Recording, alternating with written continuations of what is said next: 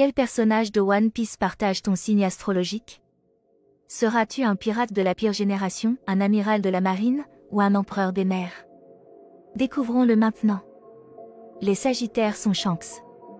Malgré le mystère qui l'entoure, tout le monde sait que Shanks est un empereur des mers, et l'un des pirates les plus puissants du monde.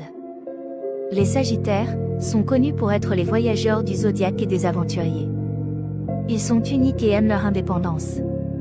Shanks est une personne décontractée, insouciante et libre d'esprit qui préfère les voyages et l'aventure à toute autre chose.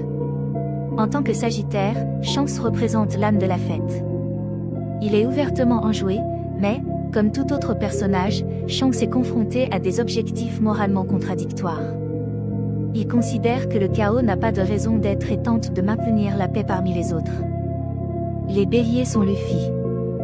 Le capitaine du Sunny, le chef des pirates au chapeau de paille et le futur roi des pirates. Luffy est une personne extrêmement passionnée, à l'instar de nombreux béliers. Les béliers en veulent toujours plus et ne laissent rien se mettre en travers de leur chemin, ce qui est logique quand on voit Luffy, et ce qu'est One Piece. Rien ne l'empêchera de devenir le roi des pirates, même s'il a rencontré de nombreux obstacles en chemin. Peu de gens incarnent leur signe de manière aussi pure que Luffy.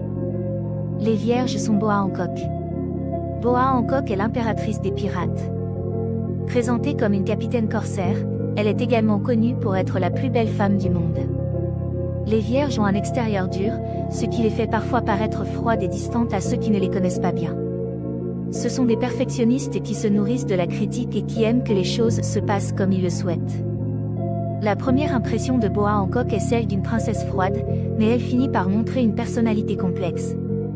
Comme toute vierge, elle est déterminée dans ses objectifs et ne se laisse pas abattre par le rejet ou la critique. Alors, quel personnage êtes-vous? Partage-le dans les commentaires, je lirai chacun d'entre eux.